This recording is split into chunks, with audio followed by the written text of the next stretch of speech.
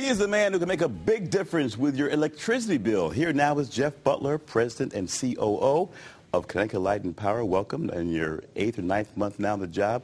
I call you Mr. Electricity. Thank you. So, listen, you're back from Arizona. You know, we had a sports segment, most of the show talking sports. Your son, Josh Butler, an up-and-coming player with the Milwaukee Brewers. You just got back from spring training. Quick thoughts on, going to be a pretty proud papa to have a son in the big leagues. I'm very proud of my son and my daughter. And, he's on the 40-man roster this year, so at big league camp. So ended the season last year with the Brewers, and hopefully it works out well for him this year. So keep an eye on Josh Butler, the real Mr. Electricity, right? So yeah. Listen, you walked into kind of a hornet's nest here. When people think of CLMP, we had a bunch of stories in the past.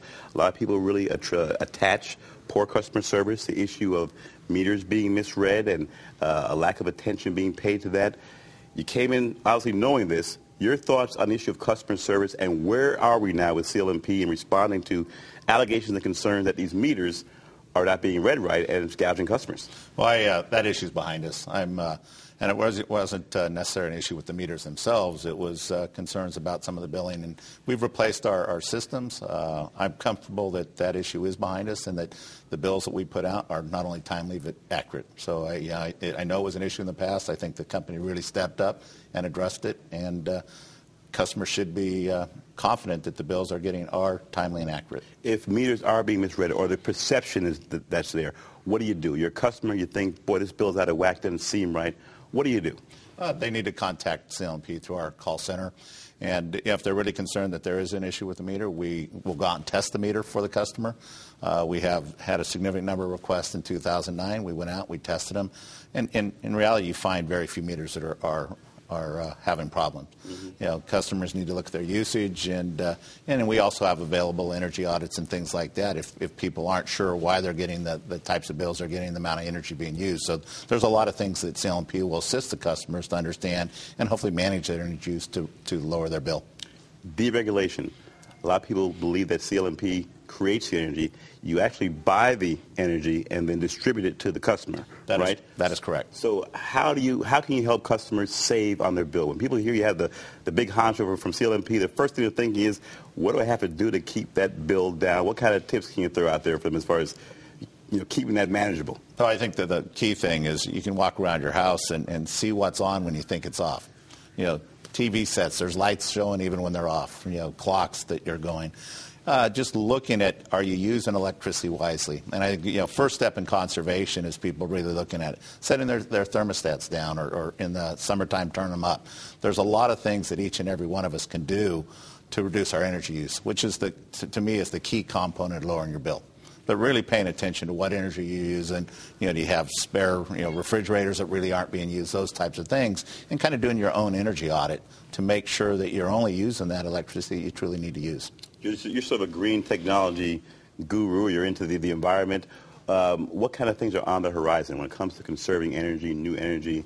What kind of things are you very intrigued about? Well, I think we did a pilot last year, PlanetWise, here in the Hartford area, where we had about PlanetWise, PLA and PlanetWise. PlanetWise. Okay. And we had about 3,000 customers that participated in that, and it was really looking at different types of metering that would actually allow customers to look at their use, manage their use. It's different type of billing, peak pricing type things. The high price of energy is typically during the 12 to 6, 12 to 7 period of the day. So getting people to change their behaviors, where you possibly even use the same amount of energy, but using it at different times. So we have that.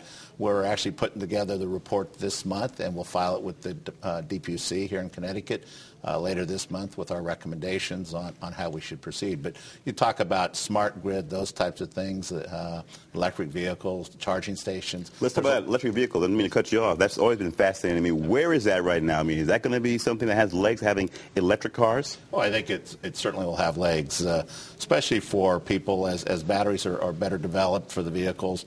They're great around town where you're not going large distances, so people that are commuting to office to home, I think they really will be, when you look at the fact they have no emissions, and as technology improves, I do see electric vehicles in the future. You do. And we want to be there to serve them with charging stations, whether they're charging at their homes or that we have public charging stations, working with the state to ensure that we have the infrastructure in place to meet that demand. But I do believe that electric vehicles will be here in the future. Now, what is the guy who I call Mr. Electricity, what does he do at home? What is the guy who runs the electric company? What kind of things do you do to conserve? I actually own a hybrid vehicle that I had prior to moving here that gets better gas mileage, and that's why I bought it. It's so half gas, half electric. It runs. It has large batteries, so when I pull up to a stoplight and I'm idling, it actually shuts the engine off. Okay. So the engine's not sitting there idling, and acceleration is done through the electric motor, so it's more efficient. But do you turn your heat down in the morning before you go to work? I turn my heat down to about 60 at night. It's just behaviors I've had for a long time. Years ago, I actually lived in a area where it was all electric. And so I taught myself... California, right? California in the mountains, but it was all electric home. And my high bills were in the wintertime when it was very cold. And I actually, at that time, did a lot of things. They had a time of use type of billing system that was available. And we basically shut everything off from that period I shared earlier, 12 to 6. So those behaviors I changed 20 years ago, I still have them today. We conserve energy. We watch what we're leaving on, and it's... try to reduce wherever we can. When you see the explosion at the clean energy plant we had over here in Connecticut, when you look at that sort of an experiment to go to alternative sources of energy, what are your thoughts? As the electricity guy, seeing a gas utility has this kind of horrific situation, do you say, there, for the grace of God, go I, or what are your thoughts on that whole tragedy? I mean, it's a gas-fired generation station, which is very similar to literally hundreds of them, thousands that are located in the United States. So, I'm not sure what the cause is. I know there's a large investigation, a very tragic event that certainly, being in the energy business, not only myself but the entire CLMP team, our sympathy and prayers went out to the family and friends of the people that were affected there. But we did pay attention to it. When we're looking at renewable energy, those types of things, the thing I focus on is clean energy, but also focusing on what the price impact will be to our customers. All right, and you're going to hold the line on cost for us, right, for the electric bill? Well, that's 5 absolutely. Seconds. All right, I'm going to hold you to that. We'll bring you back in there. All right, thanks to all our guests, Scott Gray and Jeff Butler. You can send your show comments or requests, or you can watch us again at ctnow.com/Stan. And friend us on Facebook. Become a friend of the Stan Simpson Show. We're on Twitter, too, so look out for our tweets. Lori Perez and The Real Story are next for the good folks here at Fox 61. I'm Stan Simpson. We'll see you next week.